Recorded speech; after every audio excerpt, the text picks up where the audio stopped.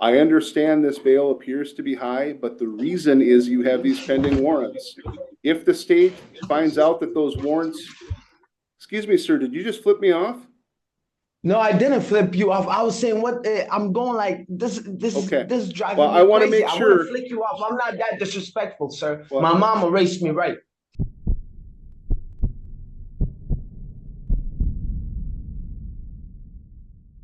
next case court's going to take up will be State of North Dakota versus Adnan Muse. Good afternoon, Your Honor. Good afternoon. Mr. Muse, can you hear and see me okay? Yes, sir, I can. All right. Were you present in court when your rights were read to you earlier? Yes, sir. You have the right to hire a lawyer of your choosing. You have the right to represent yourself, or you have the right to apply for a public defender. And if you financially qualify for one, a public defender would be appointed to you. And for today's purposes, do you wish to represent yourself? Yes, Your Honor, I do. So moving forward here, the state alleges that on New Year's Eve in Jamestown, North Dakota, that you committed the offense of driving under the influence of a controlled substance. As charged, sir, that is a Class B misdemeanor. It carries with it a maximum penalty of 30 days in jail, a fine of $1,500 or both. And the court is going to ask you for a plea of guilty or not guilty. Yes, sir. I plead not guilty, sir. Ms. Depute, thoughts on bail? Yes, the state is asking for $15,000 or 10%. In this case, I believe the defendant is either a flight risk or no appearance risk. He has 3 pending warrants out of Minnesota. All of these warrants were issued for failures to appear on different dates. Are the warrants out of Minnesota felony level warrants? Some are not. So one is for possession of oxycodone, 5th-degree felony. There's 2 misdemeanor thefts of property. There's liquor consumption by a person under 21, and then trespass. He also has previous convictions out of Minnesota, possession of a pistol without a permit, and out of this state has a conviction of criminal mischief. Your Honor, if I may. I'll give you a second to speak in just a minute. Hold on. All right, Mr. Muse, am I pronouncing that correctly? Is it Muse? It's Muse. Muse. Okay. Mr. Muse, what's your position on bail? Your Honor, I won't be able to pay bail because I don't have no money at all, you know? And I have interviews coming up all this week and next week as well. You sit on a throne of lies. For McDonald's, Comfort Inn, I'm finally getting the opportunity to get a job, and many things are looking up and up for me. The only reason I haven't never showed up to those other court days is because I just simply didn't know about it. And if I did know about it, I would have been there. And now that I do stay in this town, I do stay, that is my address on the paper. I do stay within this town. That's the only place I had. This whole time I've been homeless when dealing with these other things. Now I got a place of residence. I can show up to court, Your Honor, and I'm just trying to be out there working hard instead of just being here sitting and looking at a wall, you know?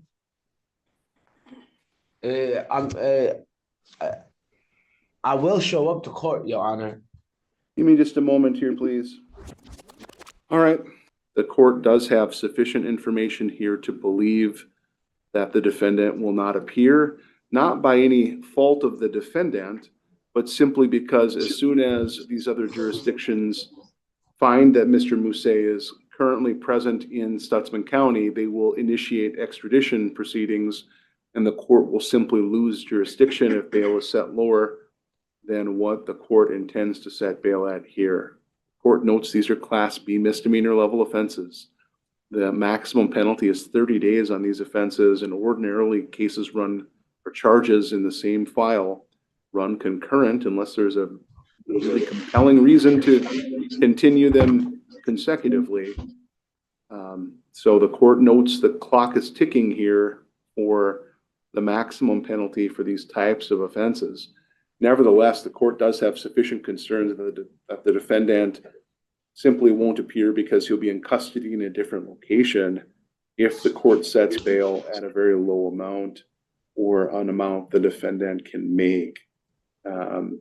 All that means is not that the defendant would be released from custody, but simply that he would be transferred from this court's custody to another court's custody to resolve those matters in Minnesota or to resolve the matters in other jurisdictions in North Dakota. Bail will be set in the amount of $5,000 cash, or in the alternative at the defendant's option, $15,000 corporate surety appearance bond. Additional conditions of release: you shall not violate the laws of any city, county. I'm talking here now. You shall not violate the laws of any city, county, state, or nation. You shall be employed, actively seeking employment, or pursuing a course of study. Sir, do you understand the conditions of bail as I've set them? No, I don't understand. I don't understand. How can I pay bail, sir? Especially in the amount of $5,000. It doesn't make sense to me. I understand it might not make sense to you, but that's the court's order. And these other places are non-extraditable. I was already here last time I was here for a whole week, just for extraditable. When I signed the extraditable places, all these other places said they don't want to extradite me. She's bringing up a case from 2017 that I got taken care of in Hennepin. I don't see what that pertains to in 2024 January in Jamestown. She's bringing up a charge that I've already dealt with. Sir, this just seems unfair because I have all these interviews, all these job opportunities this week. Sure, Jan. But you guys are telling me to pay $5,000 bail. There's a guy, no offense to you guys, by the way, but there's a guy that literally, ever since he got on the drug court, he's been doing nothing but up. And the guy over there, he was recommended for 30 days in jail, but I can't go home and try to get a job. It just doesn't seem fair. It just seems as if everywhere I go, it's just like I've been beaten down, and then it doesn't really seem fair to me. But what can I do about it? It's just it seems like you've made a decision, and thank you, Your Honor. Thank you, Mrs. Prosecutor. Sir, you do have the right to have bail reviewed if you remain in custody for 48 hours following today's hearing. So you have the right to have bail. But what you don't understand, sir, what you're not understanding is this is my first offense. This is my first offense to you guys. She's using warrants that I never knew about as a way to keep me in here. That doesn't make sense to me. It doesn't make sense. Like, so far, it seems like you guys have been nothing but nice to everybody, except for me. And then, sir, before I get pissed off even more, like, I'd rather just, like, you've made your decision, correct? The $5,000 bail? Your bail is set in the alternative, either $5,000 or a $15,000 corporate surety bond. And the reason is— What's that? What does that mean? You can get a bail bondsman who, if he makes a promise to pay $15,000 if you don't show up, you can be released on that bail bond, sir. I've made my decision. You have the right to have your bail. So stop talking over me. You have the right to have bail reviewed if you remain in custody for 48 hours. I understand this bail appears to be high, but the reason is you have these pending warrants. If the state finds out that those warrants— Excuse me, sir, did you just flip me off? No, I didn't flip you off. I was saying I'm going like this. Okay. This is driving well, me I want to crazy. make sure. I want to flick you off. I'm not that disrespectful, sir. Well, my mama raised me right. I'm glad that she raised you right, sir. But I just saw a hand gesture and I wasn't sure. I go. Sir? Okay, it's all right, sir. It's all right. I'm sorry. I'm sorry that I'm not just happy about it. But to me, it doesn't seem fair, sir. It really, honestly, doesn't seem fair at all. I understand how you feel about it, sir. I'm not treating you with any disrespect. I've been nothing but nice to you. It's my job to make decisions that sometimes are hard. I don't like this decision either, but I also don't want you to disappear because you end up back in Minnesota. Why would I disappear, sir? I stay because here. I live in in Jamestown. I am a resident of Jamestown, North Dakota, Your Honor. I understand, sir, but with the pending warrants out of Minnesota, that's the court's concern. So if those warrants turn out to be non-extraditable— What is the concern? Stop talking now. So, Ms. Depute, if those warrants turn out to be non-extraditable, I would expect the state to inform the court that those warrants are non-extraditable And that very well might significantly change what I do for bail. I understand, Your Honor. All right. Did you just understand that, sir? I just told the state that I want them to find out if these are non-extraditable warrants. And if they're non-extraditable, that will change how I view the case. But right now, I just don't want you to end up in Minnesota's custody, because then I can't get you back to court.